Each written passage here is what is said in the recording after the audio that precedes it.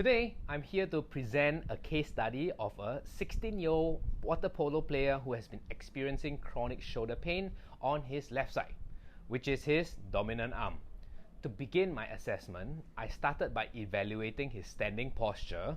One thing that stood out to me was the noticeable height difference between his left and right shoulder. Additionally, if you trace his left shoulder down to the bottom rib, you will observe that the left bottom rib protrudes more compared to the right side. This indicates a rotation of the rib cage towards the right side with a slight tilt in that same direction as well. This is further supported by the increased space between his right arm and torso as compared to the left side.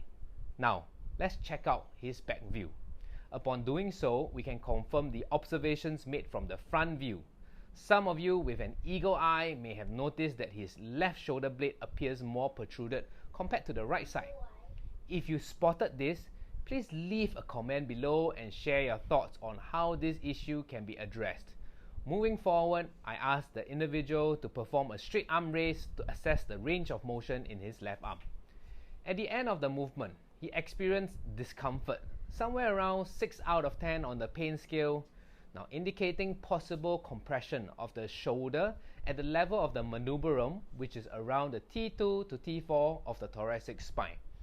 Based on the information I gathered so far, I decided to focus on the lowest hanging fruit, which was the rotation and the tilt of the rib cage. To address this, we employed a positional drill to correct the left bottom rib position and encourage expansion on the right side, ultimately aiming for a more neutral ribcage alignment.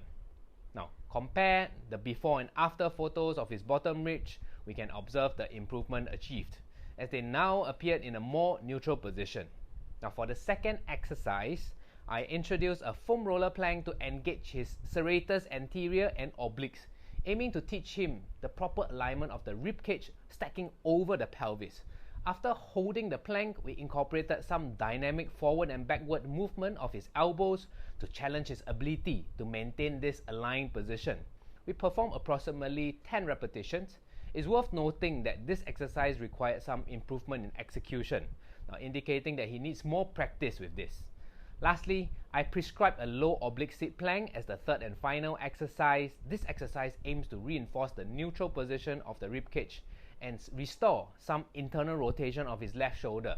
I previously forgot to mention that his left shoulder internal rotation was at 80 degrees, which is less than ideal. Once we completed the 3 exercises, we retested his straight arm raise and noticed significant progress. He was able to raise his arm further behind his head, and his pain level decreased to 1 out of 10 on the pain scale.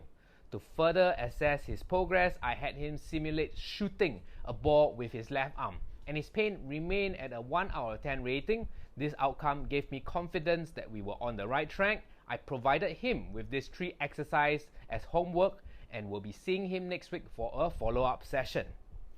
If you found this information helpful, please like and subscribe to my channel for more videos like this. If you have any questions, please leave them in the comments section below. Remember, if you want to get stronger, it's important to train smarter. This is Gary from Penultimate Performance, signing off.